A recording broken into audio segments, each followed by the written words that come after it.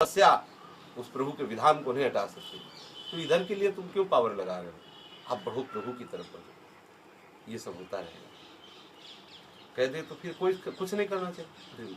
ये तुम अंदर से सोच लो, आज से मुझे कुछ नहीं करना, जो कराएंगे प्रभु करवा लेंगे, अपने आप होता रहेगा। अपने आप जो आज तुम कर रहे हो वो भी प्रभु की ही इच्छा से कर रहे हो, लेकिन स्वीकृति ना होने के कारण, अहम के कारण तुम उसके दुख सुख के भोक्ता बन गए हो। किसी को जान से मारना ये कोई धर्म है? अर्जुन कह रहा मैं नहीं मारूंगा। ये गुरु जी हैं जिन्होंने हमें धनुष पर प्रत्यंचा चढ़ाना सिखाया। ये भीष्म जी हैं जिन्होंने उंगली पकड़ के चलाना सिखाया।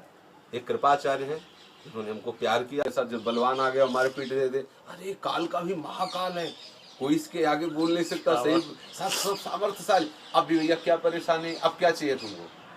अब अगर तुम दुखी हो रहे हो तो अपनी मूर्खता से दुखी हो रहे। ऐसा मालिक मिल गया है तो हम कहीं एकांत में हो, कोई आ जाए, एकांत में हो, पहले वो होगा जहां आप एकांत होगे, पहले वो वहां विराजमान होगा। आपके जाने से पहले, आपके पैर रखने के पहले वो वहां विराजमान है। भय किस बात का?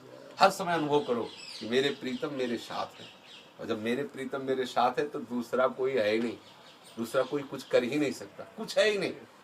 जब ये बात साधक ये बात सोचता है और सिद्ध पुरुष को अनुभव होता है, तभी तो कहीं को उसका बाल बांका नहीं कर पाता। बड़े बड़े विघ्न उसके साथ, नाटक में देखो, लीला देखो, बड़े बड़े विघ्न भक्तों के साथ किए जाते हैं। कहीं कोई उनको गिरा पाए अपनी स्थिति से? वो बस इसी स्वरूप को देखते रहते हैं। जिसे संपूर्ण जगत से द्रोह करने का पाप है, बड़े साधु सेवी हैं। ये अंदर आकांक्षा है, ये मान है, ये जब तक रहेगा तब तक हमारे अंदर रस की उत्पत्ति नहीं हो पाएगी। मान और परिहरिमान मोह मद है, परिहरिमान मोह। अब देखो मोह क्या है? शरीर और शरीर संबंधियों का, कि प्रभु आपकी सेवा भजन तो सब कर रहे हैं, लेकिन मेरी जो पत्नी है, मेरे जो बच्चे हैं, मेरा जो परिवार है, ये इसको कष्ट नहीं होना चाहिए। मोह किस बात का?